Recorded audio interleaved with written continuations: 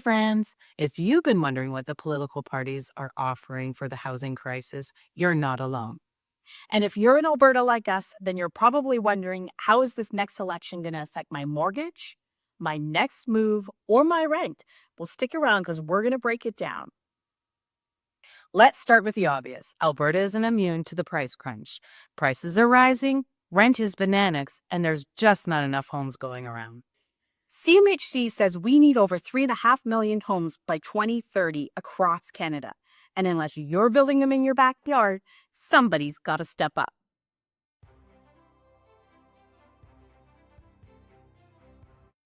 All right, let's talk about the Liberals.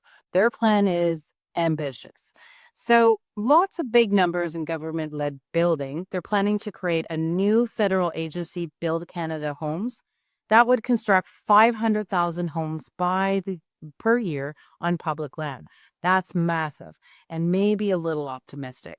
Yeah, they've also promised to double the amount of nonprofit and co op housing in Canada, aiming for 4 million new homes by 2035. Sounds great, but for the folks waiting for affordability relief now, it feels a bit far down the road. They say they'll make this happen by working with the cities to reduce the development fees and cut the red tape, which, don't get us wrong, that would be great. But when was the last time government projects got moving that fast? They're also pledging 25 billion towards prefab housing and another 10 billion for builders of affordable homes. And to that, a push for more skilled trades, training, and construction innovation, like modular builds. Helpful for sure, but these are long haul solutions. And if you're in Alberta, especially outside the big cities, this might not be hitting your market anytime soon. On top of that, they're talking about reducing some of the taxes tied to the building and new construction. But so far, these details are pretty vague. They're offering low cost financing to builders who are creating the affordable housing. Builders might benefit, but how much of that savings reaches the average buyer is very unclear. Yeah, and for the first time buyers, they're offering a GST break on homes under $1 million. So, hey, maybe Alberta families finally can get a bit of love on that front, but it doesn't clarify if that is going to be for all homes or just new builds. And that detail is key for the most first time home buyers.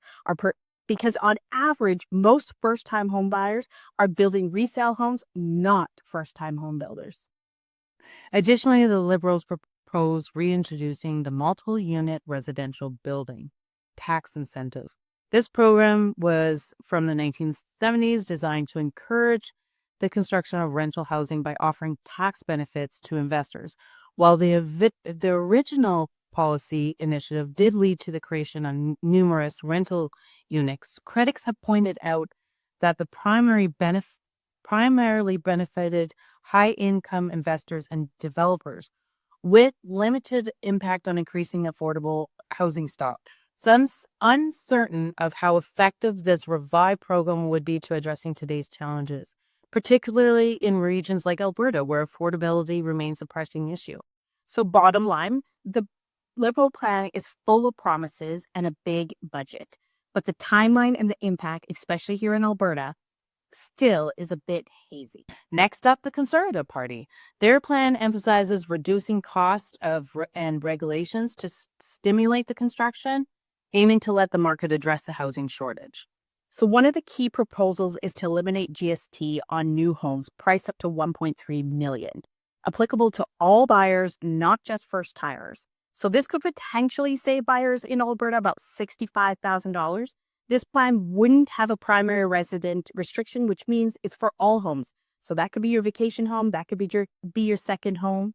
However, there's no guarantee that these savings will be passed on to consumers, as builders might retain the benefits to offset their own costs.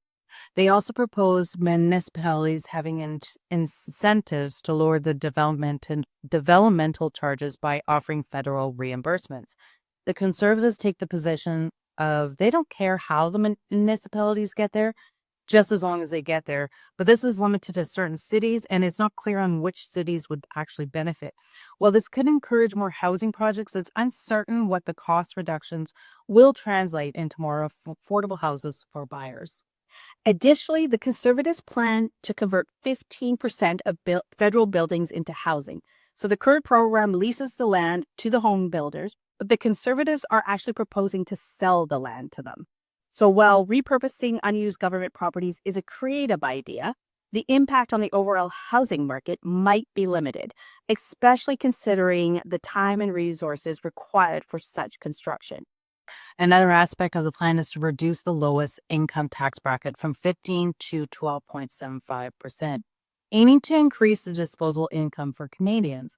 While this provides some financial relief, it's unclear how significantly this will affect the housing affordability, particularly in the high-priced markets. Oh, and there's also one more piece we're talking about, the capital gains tax deferral program. So basically, the Conservatives are promising that if you sell an asset like a property or an investment and reinvest the profits into something in Canada, you won't have to pay capital gains right away. Sounds appealing, right? But here's the catch.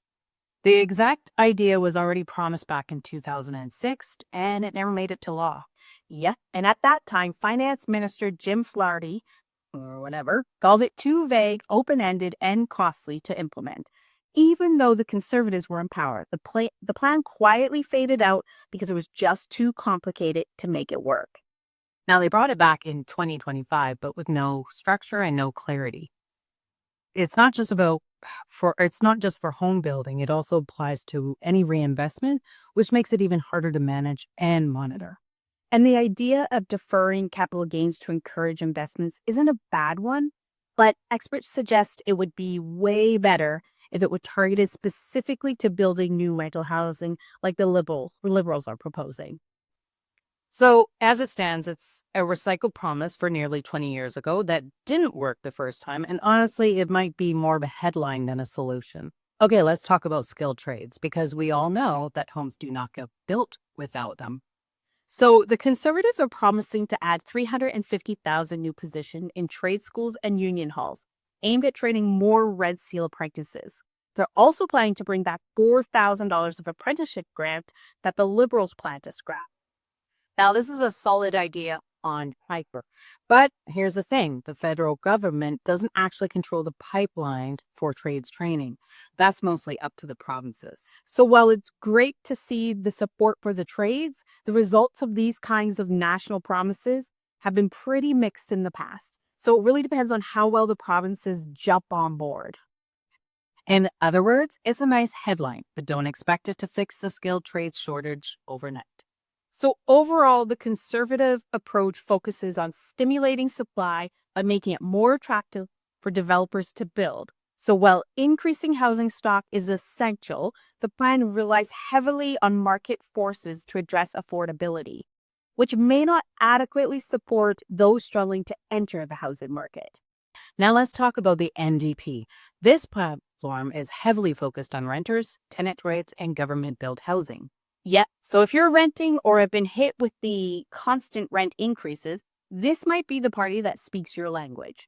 So they're pledging to build 500,000 units of affordable housing over the next decade.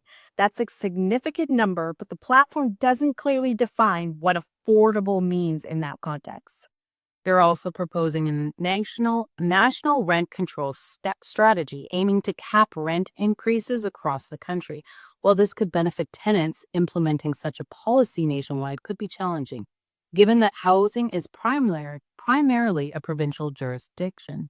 Rent control can be a lifeline for tenants, but it also tends to make landlords nervous. Some might pull off investing in rentals, which could impact the supply in the long run. Another point is their plan to waive the federal portion of the GST and HST of the construction of new affordable homes.